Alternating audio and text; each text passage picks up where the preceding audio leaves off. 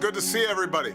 I could not be more excited to have the chance to not just see you guys on these little boxes, but to see you in person and share with you and learn from you. I hope that so far you've already gotten a sense that you're not alone and that people like you are doing remarkable things. When I planned to come to Glasgow, the first thing I said was my biggest interest probably would be to have a chance to meet with some of the activists who are involved on the ground, because those are my roots. That's where I come from. That's what I believe in. That's what the foundation is about.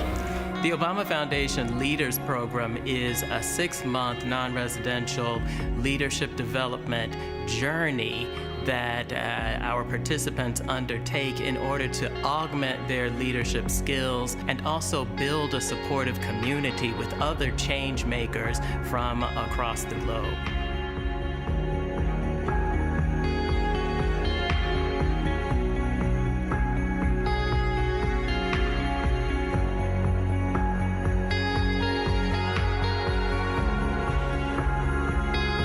That will be the core mission of the Center and our foundation program.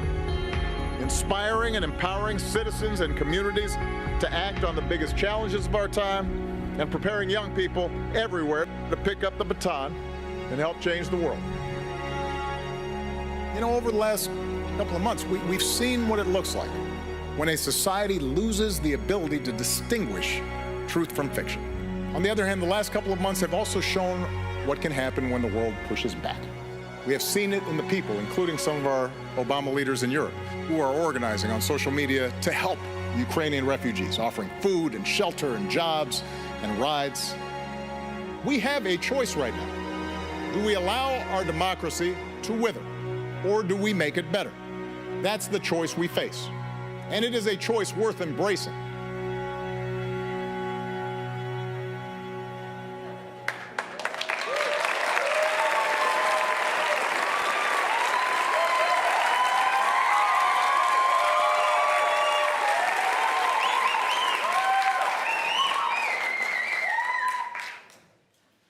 One of my favorite childhood memories is of my Danish mother teaching a vibrant group of Somali, Iraqi, and Turkish women gymnastics. During our early years, my brother and I grew up with a single mom in an impoverished small community very close to Gellerup here in Denmark. And under the guise of only teaching gymnastics and in a room filled with laughter, she spoke with the women about sexual and reproductive rights, about domestic violence and what it means to live in a democracy. Back then, I would have never imagined that I, building on my mother's work, would dedicate my life to connecting people with critical information.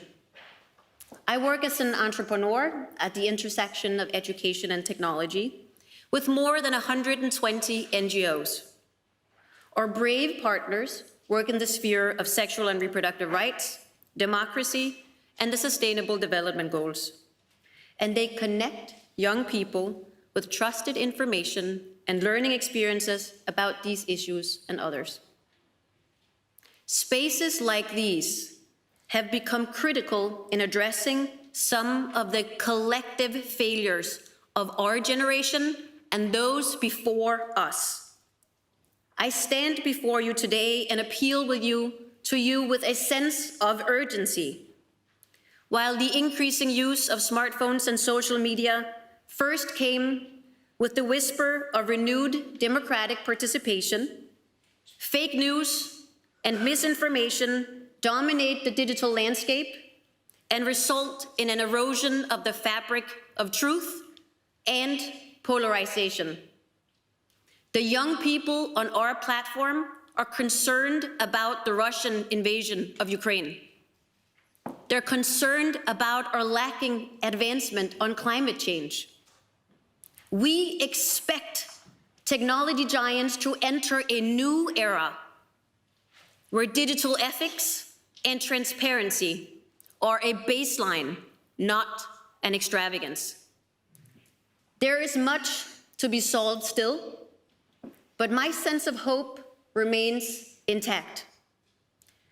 Throughout my experience as an Obama Foundation leader, President Obama and my peers have taught me that it's okay for a young woman to have big dreams and to articulate those dreams with a sense of pride. They have shown me that the pursuit of big dreams is challenging, but we are the change we've been waiting for. It takes true courage, even for a president, to have your legacy built not only by your own actions, but by the actions of others leading through your example. What shall be our collective legacy as we leave Copenhagen? Whom better to facilitate the exploration of the most pressing issues of our time and how we may solve them than President Obama? Please join me in welcoming him here on stage in Copenhagen.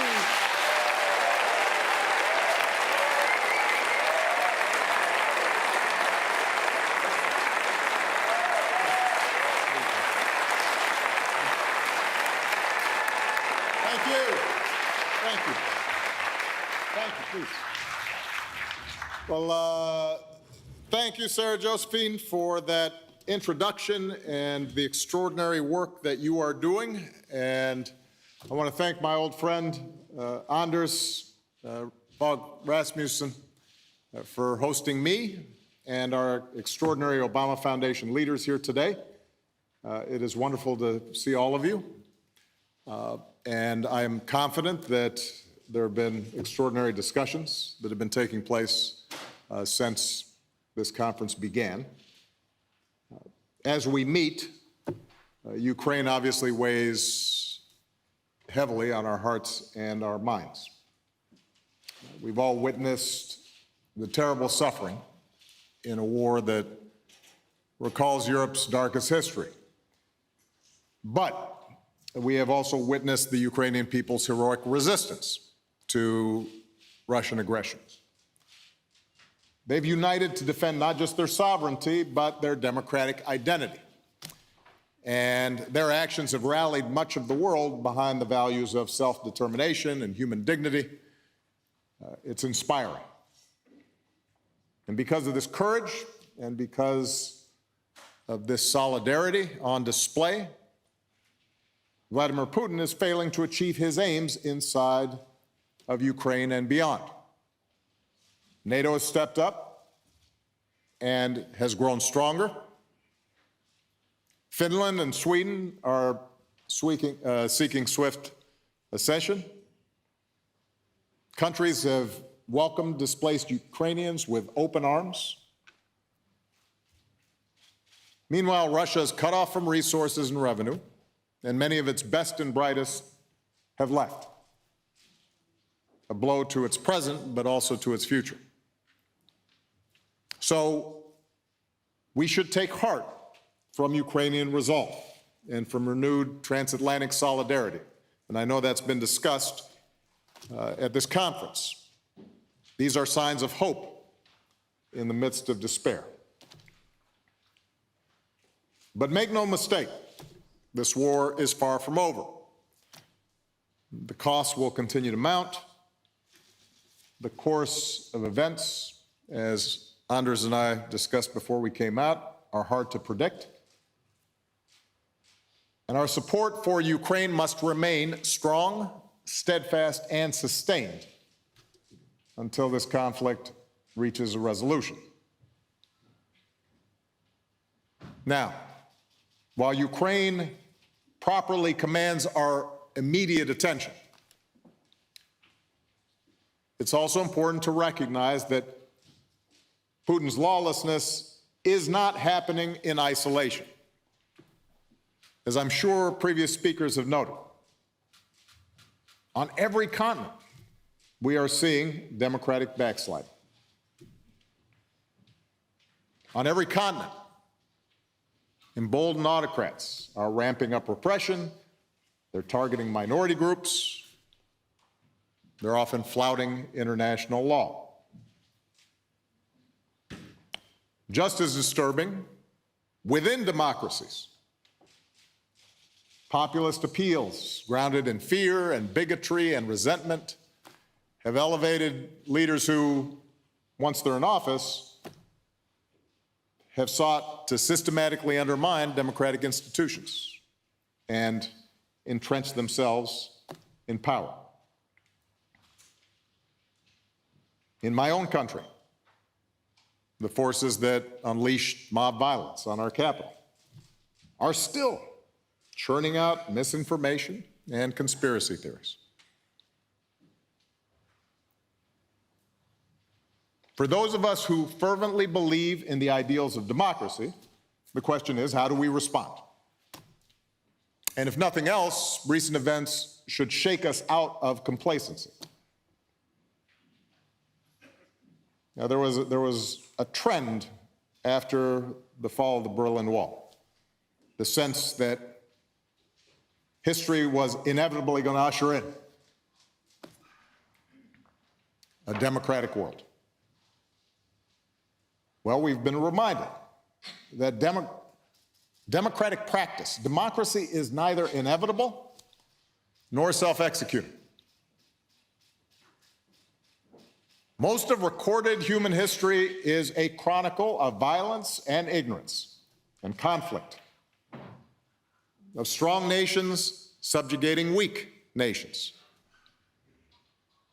of groups using tribe or race or gender or religion or some other difference to justify dominion over others, to grab land and territory and resources, sometimes to do it just because they can. Democracy, by contrast, has, for most of human history, been an anomaly.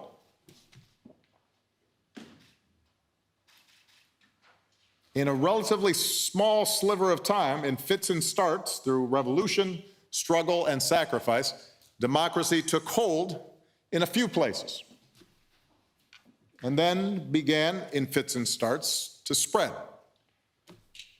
elsewhere in the globe. That expansion has helped contain some of humanity's baser instincts. But those instincts, those impulses, were never eliminated. Nor were the old structures of privilege and exploitation that they produced. So, the point is, if we want democracy to flourish, we will have to fight for it. We will have to nurture it. We will have to demonstrate its value again and again in improving the lives of ordinary people. And we will also have to be willing to look squarely at the shortcomings of our own democracies. Not the ideal, but the reality of our own democracies. Only then will we be able to develop a better story of what democracy can be and must be in this rapidly changing world. Now, for some of us, certainly those attending this conference, particularly those of you with gray hair like me, the virtues of democracy may seem obvious. For those generations scarred by successive world wars, it was clear where dictatorship and master race theories and religious intolerance and rampant nationalism could lead, because we'd seen it here in Europe and elsewhere in the world. Bombed out cities and broken lives. As many as 60 million dead worldwide during World War II. Auschwitz, Stalin's gulags. For the Allies who emerged victorious, the goal was to prevent a repeat of such tragic history. So they built institutions to check unbridled power and to protect civil society and to foster pluralism. And they realized, well, if we're going to fight this battle, maybe we have to fix some of the things in our own democracies and make them more representative. make our hypocrisy, the gap between our words and our deeds, less obvious. Internationally, they erected a multilateral system to reinforce international norms and recognize universal rights and encourage the peaceful resolution of disputes. And as imperfect as these institutions were, most people during this period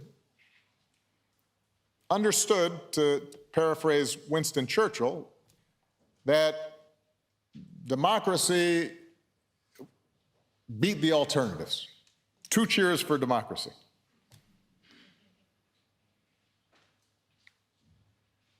The notion was that democracy might not prevent every foolish war, but it made them less likely. Democracy might not end poverty and racism, but it could make things better. And in fact, progress was real. But it was also incomplete. That was a long time ago. I'm now 60, and it happened before I was around.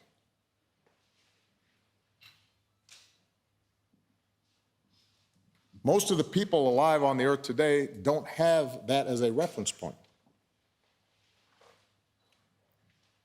Today, abstract appeals about democracy won't persuade the jobless youth on the outskirts of Paris, may not persuade families in northern England struggling to pay the bills, or the displaced workers in the former factory towns of the American Midwest. And they barely register with the hundreds of millions of people trapped in poverty around the world. You know, a few weeks ago, I met with some young leaders who had just completed one of our Obama Foundation programs. We were in New York City. One of the participants was a remarkable young African who had built an organization that expands educational opportunities for underserved youth. And he asked me a question. He says, President Obama, how do I answer my peers who argue that democracy in our country has failed to deliver? Everywhere we see corruption, poverty, a lack of progress despite election after election. When my peers look at China, he said, they see a model of orderly advancement and material improvement in people's lives. So even if it means restrictions on some freedoms, isn't it worth the trade-offs? And instinctively, I pointed out that the same system in China that his friends were praising now had let millions die of starvation and produced the chaos of the Cultural Revolution. I told the young man he was too young to remember what life was like in his own country before democracy came, how there had been a brutal civil war that resulted in the death of millions, chronic corruption, and strife under subsequent military regimes. So I told him, you need to broaden your lens, and he listened politely. What was he going to do? Maybe he was even convinced by my arguments, but you could tell he didn't think his peers would be, at least not until those arguments were accompanied by measurable changes in their lives, where they live, in the here and now, not by reference to what happened 30 or 40 or 50 years ago. And I'm convinced some version of this conversation is taking place right now in every country on every continent. I'm also convinced that for us to win what is a contest of ideas between those of us who believe in democracy and those who are convinced that older ways of doing business are better, in that contest of ideas, it won't be enough to just say what we are against. We have to describe clearly what we are for. It won't be enough to reaffirm a creaky status quo, to just put a new coat of paint on the existing order. Because the fact is that order has been shaken at its foundations by globalization and financial crisis and social media, by rising inequality and mass migration and climate change and a multipolar world. If we are going to fortify democracy, if democracy is going to thrive and not just survive in a few pockets on the map, we are going to have to rebuild our democracies and their institutions so they work better for more people, for this new age.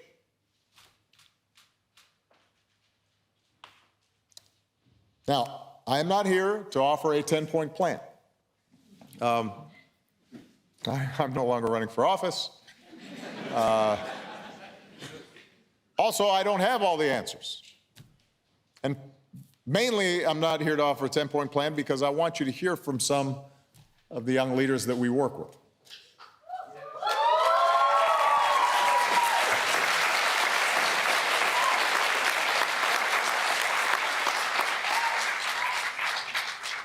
This is their friends and support group.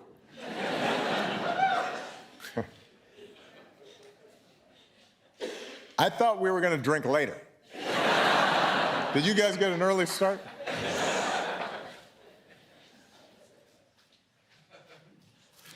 What I do want to do, though, before I bring these leaders out, is I want to just spend a few minutes sketching in very broad strokes some of the work that I believe lies ahead. And to begin with, we need to be clear that democracy is about more than elections. Most of us understand this, but I think we really have to continually focus in on this.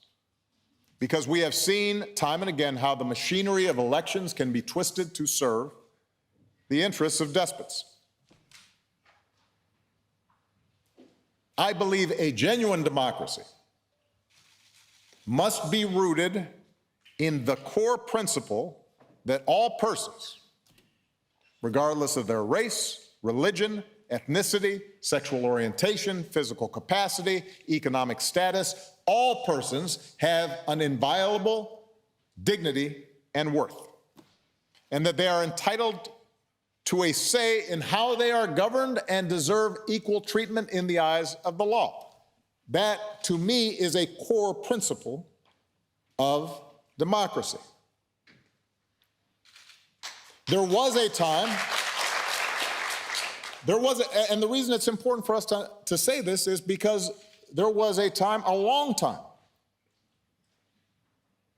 when countries could claim to be model democracies,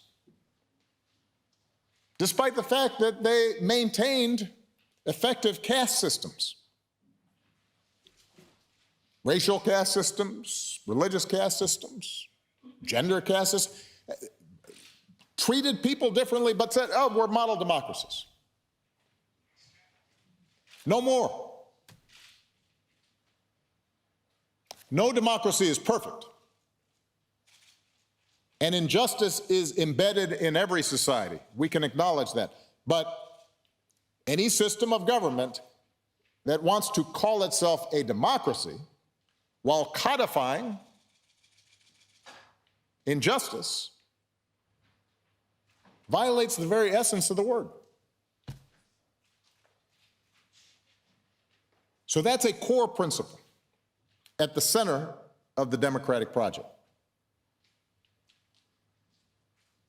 And this core principle has to be operationalized. Yes, through free and fair elections, but also through institutions that guarantee basic rights, like the freedom of speech and assembly and the ability to practice one's faith.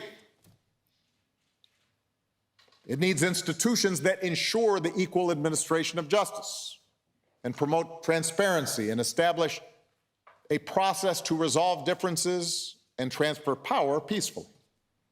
That's what we mean by true democracy, a system in which we, the people, includes all and not just some citizens. Now, within that, the particulars of any nation's constitution, political process, administrative machinery may vary based on custom or tradition, but I believe that the pursuit of the deeper value must be our North Star. By those standards, some democracies are doing better than others. Collectively, we're all falling short. To build stronger democracies and beat back this trend towards authoritarianism, we will all need to raise our game. And I'd suggest we focus on 4 broad areas. Number 1, for democracy to flourish, we need to develop models for a more inclusive and sustainable capitalism. I believe in market economies, not just because they're more efficient and more innovative than other systems so far devised, but because when properly structured, they are compatible with freedom. Scandinavian countries, including Denmark, demonstrate that. But I also believe that the version of capitalism that has come to dominate the global economy has also come to corrode democracy. When you have trillions of dollars move around the globe in the blink of an eye, outside of the control of any sovereign country, far-flung mega companies operating beyond the reach of national regulation or oversight or tax collection without regard for their impact on local communities or workers and unconstrained by any values other than their quarterly shareholder report. That's a lot of power outside of democracy. And we have to acknowledge, economically, this globalization has made products cheaper. It has increased interdependence. It has helped drive rapid development in some countries, most notably China. But it has also driven income inequality to levels not seen in generations. In wealthy countries, it's amplified the loss of bargaining power for workers. It's stunted wage growth. It's reduced the status of many workers, maybe for all but a narrow band of people in the knowledge professions. For some poorer countries, the shift towards automation, the relentless foreign competition, has actually made it harder to develop viable local industry and expand a fledgling middle class. And there's been a constant brain drain of educated and skilled workers.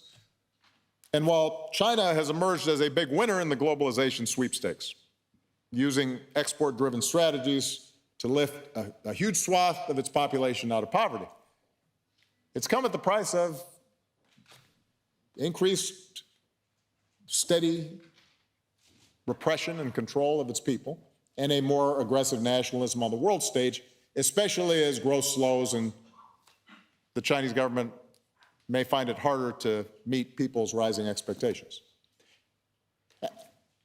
These aren't conditions where democracy is likely to thrive. When people feel economically insecure, when they feel that the game is rigged, anger mounts, resentment builds. When democratic governments can't respond to these frustrations, partly because they don't have control over either the tax revenues or the regulatory capacity to deal with the major players in the economy, people grow cynical towards their leaders. and the political system that produced them. When the gap between rich and poor widens further and further, then fellow citizens share fewer experiences. The rich people are behind a gate somewhere, and the poor people are outside, and their kids aren't going to school together, and they're not feeling invested in each other. Well, people feel fewer obligations, and social trust declines. And in the absence of solidarity, people are more likely to turn to populist appeals from strongmen who offer somebody to blame,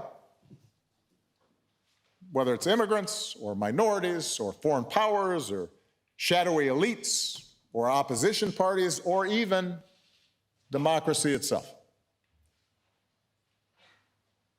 So if we want to strengthen our democracies, we have to pay attention to economics, and we need to make the global economy more responsive to workers, families, communities, and representative governments. And some of this work on labor protections or corporate governance, on tax policies that reduce inequality or encourage investment where it's needed, some of that will happen at a local or national level. Other strategies like ending global tax avoidance and combating kleptocracy requires international cooperation. But our objective should be clear: reducing the wealth gap, expanding middle classes, restoring people's sense of control over their own livelihoods, making private companies more accountable. We want them to make a profit, but also more accountable for the common good. That's number one. Number two, we need to revitalize our political institutions so that people believe that participation is actually worth the effort. In too many democracies, politics feels like a distant and increasingly irrelevant enterprise. Some of that is by design, by the way. In my own country, for example, we have what's called a filibuster rule in the United States Senate that has effectively made it almost impossible for either party, even when they have a majority, to get anything substantially through the Senate and passed and signed into law. At a certain point, people start wondering, why bother? You have governments that either make it too hard to vote, a lot of governments who make it difficult to see why your vote matters. The powerful seem to have more access. They act with impunity. Over time, the bonds between the people and their elected representatives break down. So every democracy has to take basic steps to restore confidence that democracy is working the way it's supposed to, like protecting the right to vote, ensuring that vote is counted equally and transparently, holding the powerful to account when they bend the rules or break the law, ending the scourge of dark money that so often corrupts our politics. More than that, democracies need to redesign governments so that they can deliver better results. And in some cases, that means stripping away bureaucracy and red tape, even when it's well-intentioned, which makes governments unable to move on major initiatives. In the United States right now, building infrastructure, like mass transit or a road project or an airport, it costs like 2-3 times more than it does here in Europe.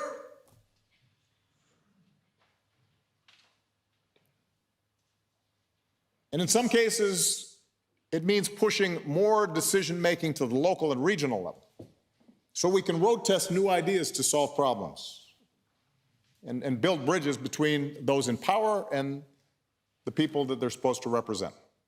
An issue here in Europe that has to be paid attention to. The bottom line is that people care about democratic process, but they also want to see results. Third, we need to spend more time and energy building a democratic culture.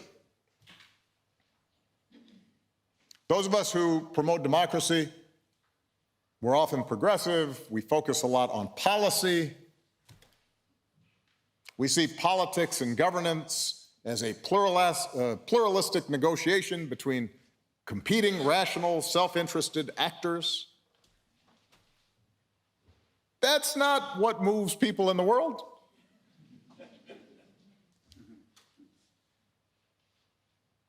Emotions matter. Stories matter. People care about meaning and purpose and belonging and status. And in this age of uncertainty and polarization, we've seen the loss of many of the stabilizing foundations in people's lives, whether it's neighborhoods that are disrupted or religious, cultural, civic organizations that are atrophying.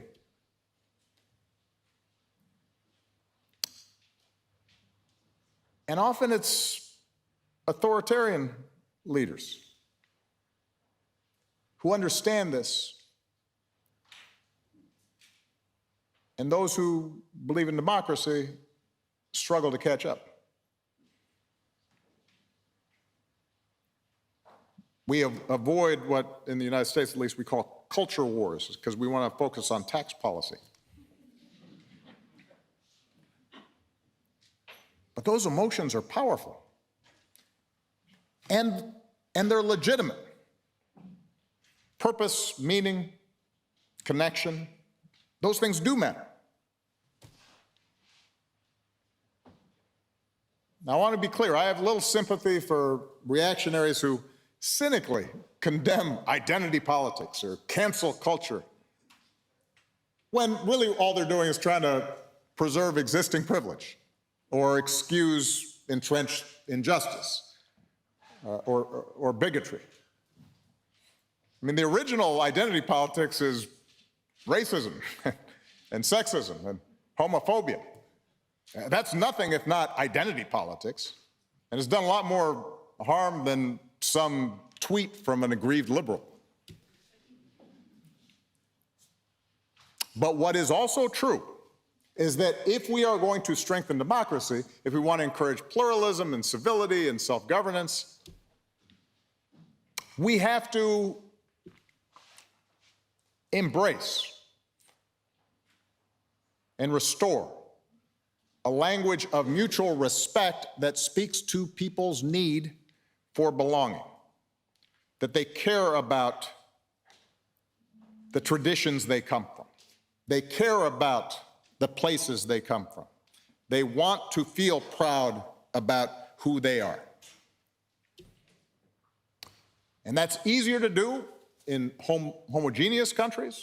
It's harder to do as countries become more diverse. So my point is, a big part of strengthening democracy is not just about politics and policy, it is about culture.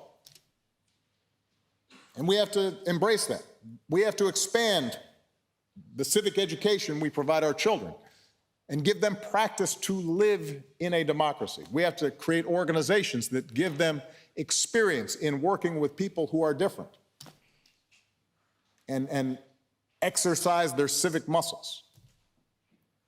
We need to create platforms that encourage a willingness that nudge people and incentivize people to extend good faith to those who are not like themselves or don't think like themselves. A politics that is inclusive rather than exclusive. This is both ethically sound and a practical necessity, something that leaders like Gandhi and King and Mandela understood. There's a reason why Nelson Mandela really focused on South African rugby when he was released. He was sending a signal to those who had imprisoned him for 27 years that I am not here to take away your traditions and your identity as long as you make sure they're compatible with my dignity and respect for my people. We need to find ways to build that kind of solidarity and forge connections with people so that they don't push us away. That doesn't mean that we have to indulge traditions that don't live up to our core principles of equality and human dignity. But it does mean we need to use language that affirms the best of existing national and religious and cultural and ethnic traditions, rather than make arguments that make people feel as if they have to abandon all aspects of their past.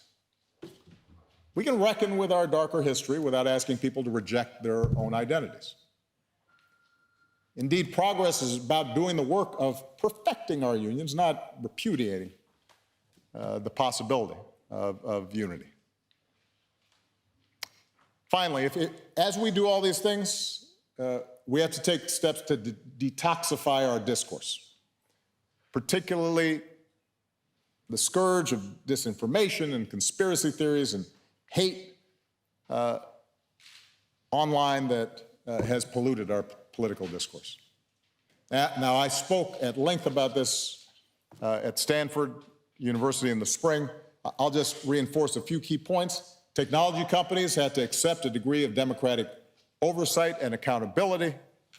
Profit can't be the only driver for platforms who've acquired power that was once reserved for nation states. And while no human endeavor can eliminate human fallibility, we can actually make these things better. These technologies and platforms were made by human beings. Human beings can make them work better. And I look forward to doing more work in the months to come to lift up and put forward new ideas around technology and the other areas that I just mentioned. Because these are the areas where we all have to do better. It's going to determine the fate of our democracies, whether they stick, whether they get stronger, or whether they continue to get weaker. But although I'm ready to volunteer and sign up and work with existing groups and organizations that are focused in these areas, I want to underscore I'm probably not going to be the main driver of solutions at this stage, nor are many of us in this room who've already, I won't say are past our primes, but have gone through, run through positions of power. Because we need to build democracy for the future, not the past. And what gives me hope is the promise and potential of the next generation of leaders who are coming up. Young people who understand that the future of democracy, and in fact the very planet that we live on, hangs in the balance. These young people are ready to do the work, and many of them are already deeply engaged in the project of rebuilding our democracies.